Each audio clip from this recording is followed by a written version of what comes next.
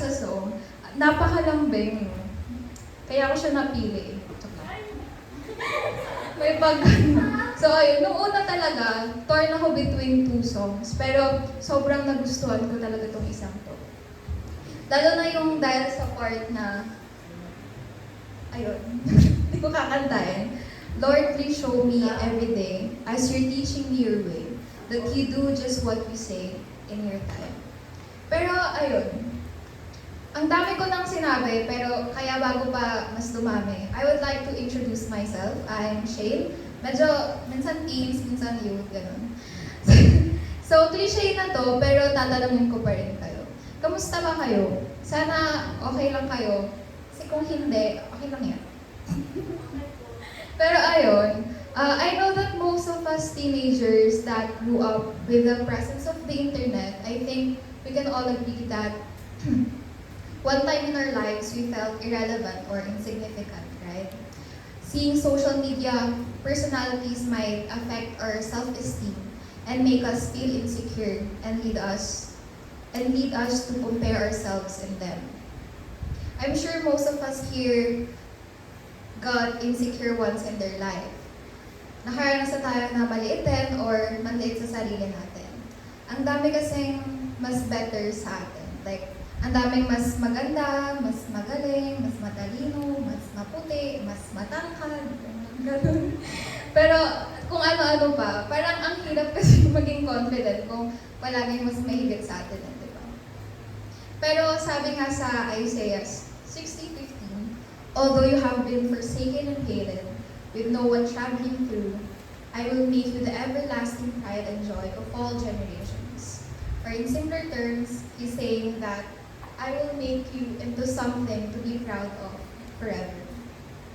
Itong verse na to ay parte ng prophecy about the future restoration and glory of Jerusalem. Kung babasahin natin yung buong chapter, mababasa natin yung past hardships ng Jerusalem.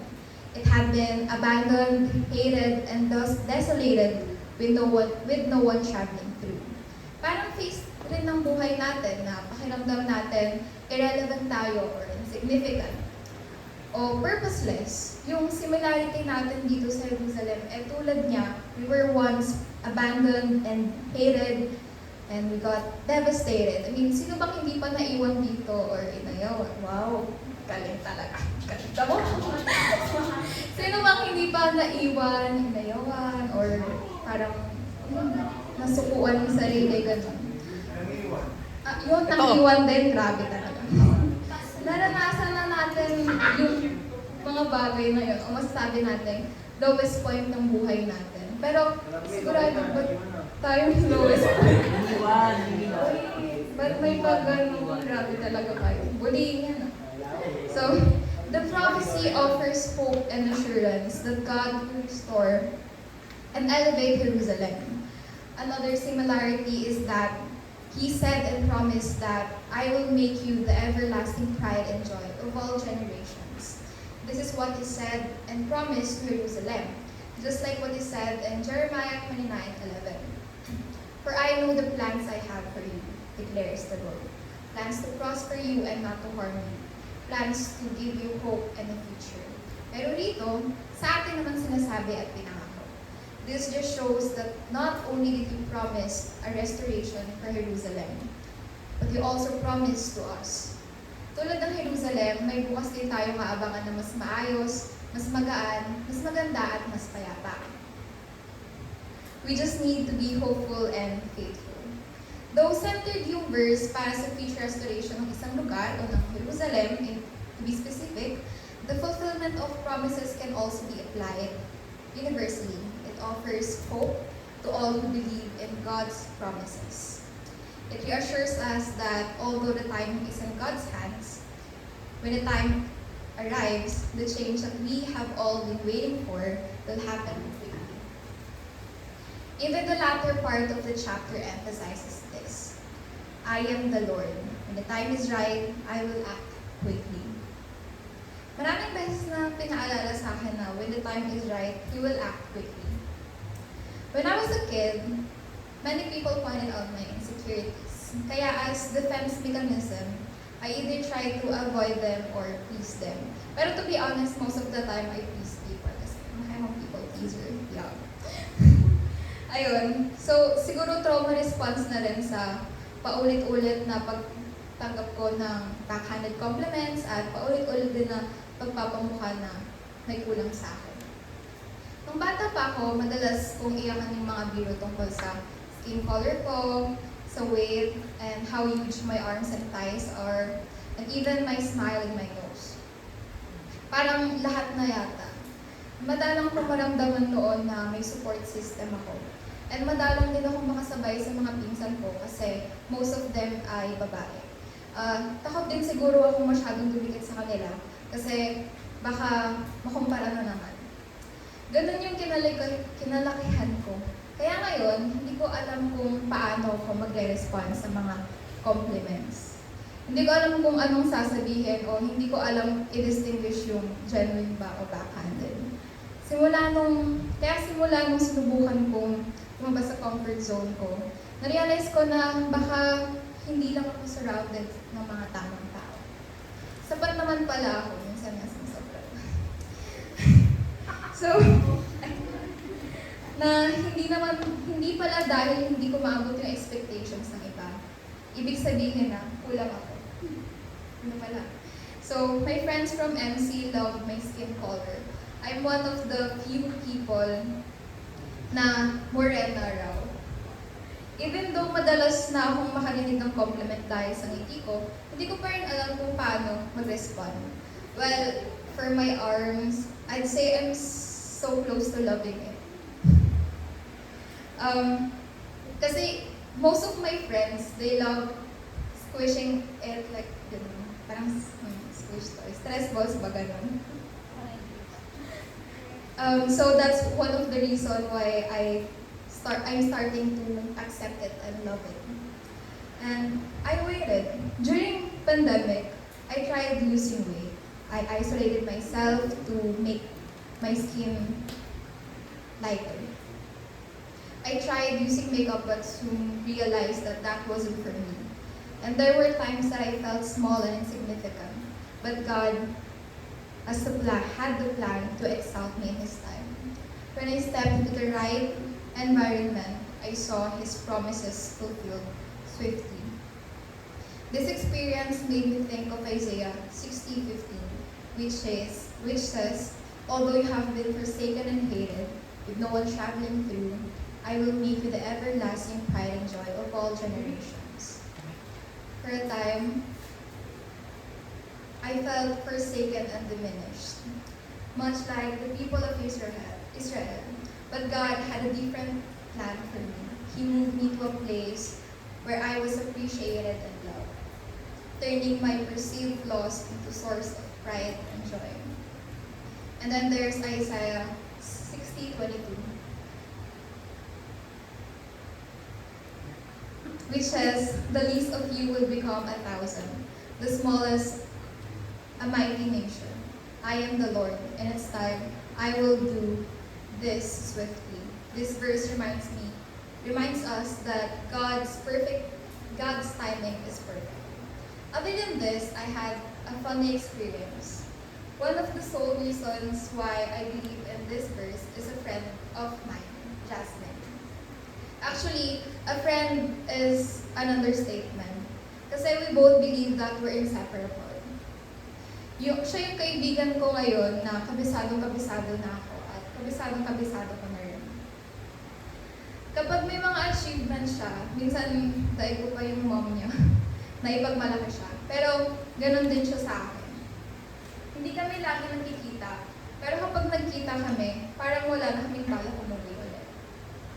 Tapos minsan, tuloy-tuloy lang yung daldalan namin. Tapos pag uwi pa namin, aalala na lang namin na may nakalimutan pala kaming sabihin. Ganon yung bond namin na hindi nagbabago, pero hindi rin nakakasawa. Pero way back 2019, hindi pa kami magkakilala at lalong hindi pa kami magkasundo. First year high school kami nito.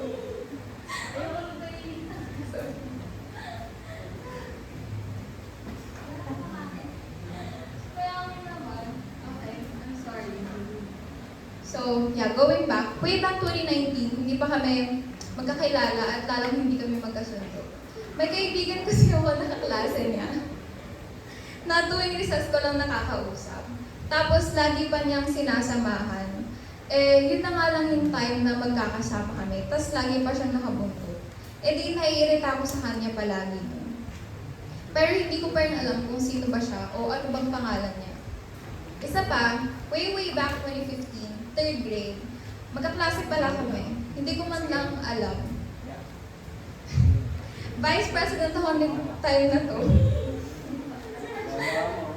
Sorry po.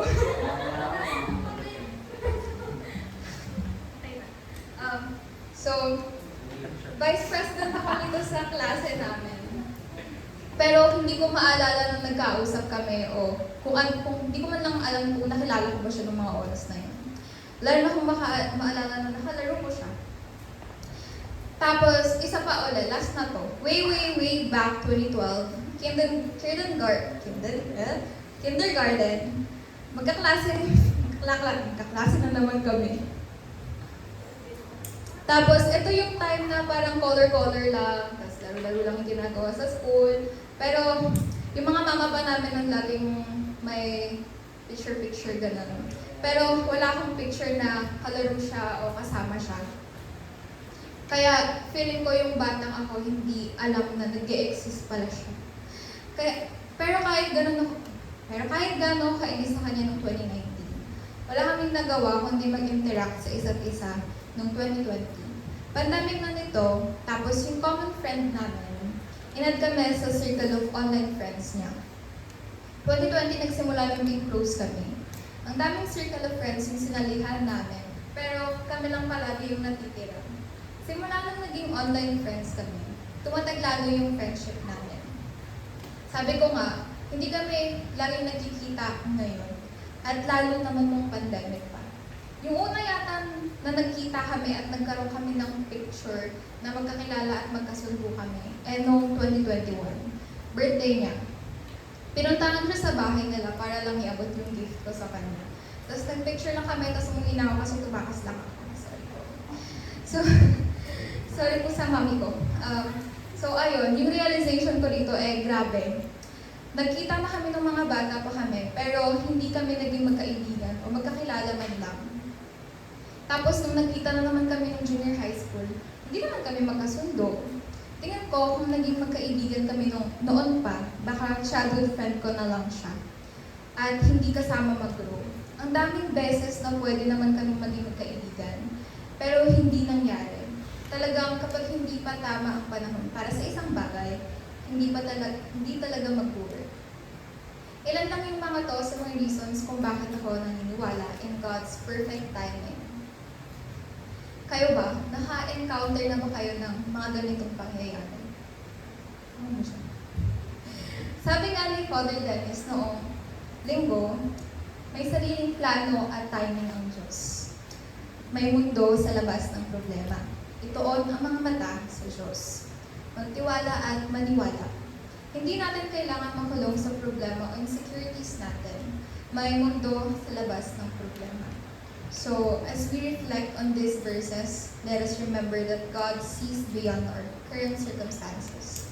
He has a plan to lift us up, to turn our insecurities into strengths, and to transform our lives in His perfect timing.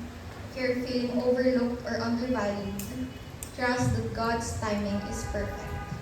He will bring you into a place of honor and joy, just as He promised. So, for our prayer time, these are the guide questions that we can reflect on. 1, anong part ng song guidelines o passage ang nakastruck sa'yo? Bakit? 2, naranasan mo na ba na hindi napapansin o pinahahalagahan? At paano mo ito nalagpasan? 3, huli, ay anong mensahe niya sa'yo ngayong gabi? Thank you.